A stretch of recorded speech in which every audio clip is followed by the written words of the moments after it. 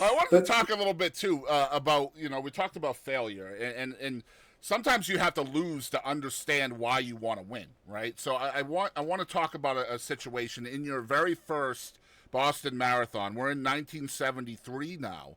You Mhm. dropped out of this race after 20 miles. You just and then you ended up, I don't want to say quitting, but you stopped running for 3 months after that. Um, Mhm. what did that failure at that time teach you about, wanting to be more successful? I was sort of crushed. I thought, I've got to go train somewhere where it's warm, and I tried to move to California actually, and but didn't know anyone there. Didn't have any money really, no job prospects or anything. It was just like a lark. But I think I just had to do something. So I tried to do that. Then I finally moved home to Connecticut and Massachusetts, and because you got to go where you are relaxed and comfortable. Yeah. You've got to be where you, and Joan Bennett Samuelson has said that too. People said, why didn't you go up to high altitude in Colorado like Frank Shorter? And she said, no, I like to run from home. That's where you feel your best. Um, so that's what I did. And that's when I later joined Greater Boston Track Club.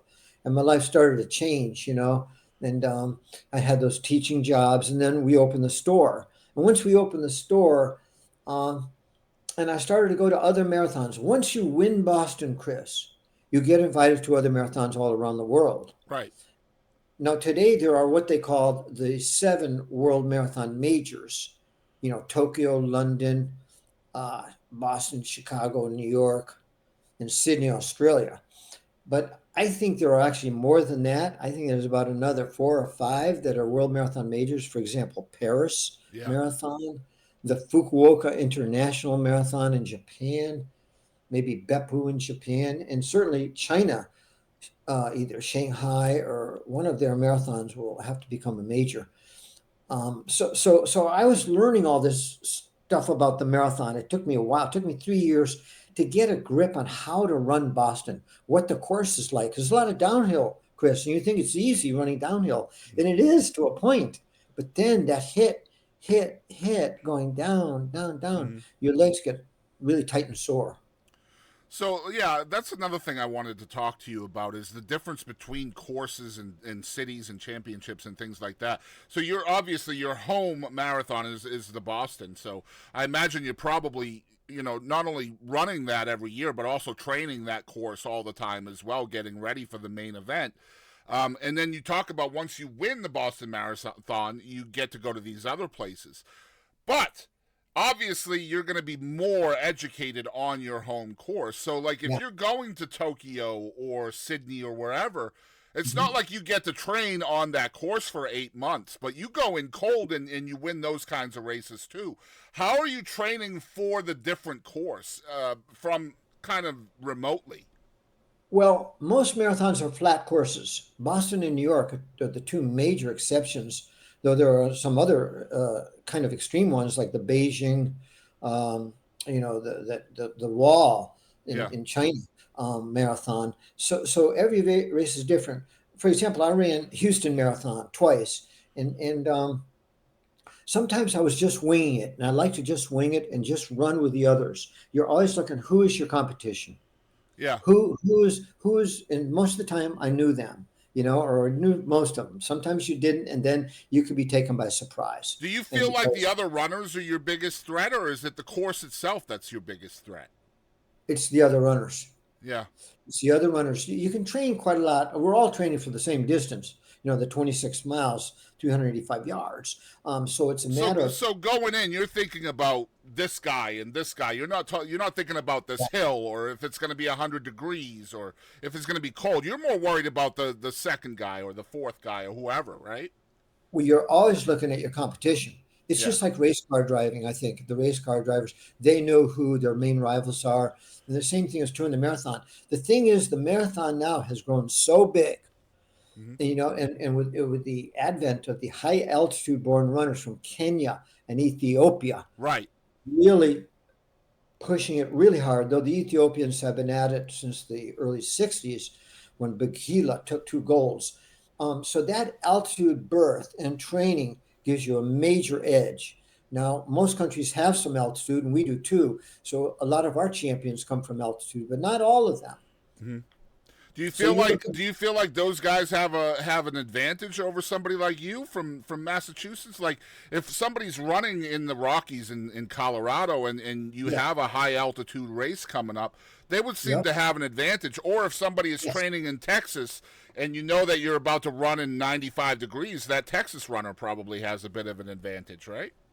yeah. In Boston, in the spring, it can be hot or it can be kind of cold or cool, Right. but so runners from Texas, Florida, California, um, Ethiopia, Kenya, they come in from training in warm weather, not brutal weather, but weather that got them used to the heat. Because once you get used to the heat and your body's used to perspiring a lot and can cool you down, you're going to do better. My first marathon, we only had like, we went from coldish to 75 degrees or something in 4 days. So Boston, I think Boston's the trickiest marathon to win because of the weather and the course. Yeah, and it's that's part of the reason why it's probably the most famous marathon in the world too. I mean, let's be honest, you know. You don't hear people talking about the New York Marathon. You hear people talking about the Boston Marathon. And yes, I Well, am biased 100%. you're an honest Boston guy, but Boston is the oldest marathon in the world. Mm, There's an old one in Korea, and Fukuoka is about 65 years old, but Boston's like 129 years old, and those crazy guys who started it from the Boston Athletic Association way back kept it going yeah. for some strange reason. But it is the running the marathon is kind of this unusual quest. It's almost not real. It's kind of silly and stupid in a certain way. You're like, what the heck? What are Yeah. you doing?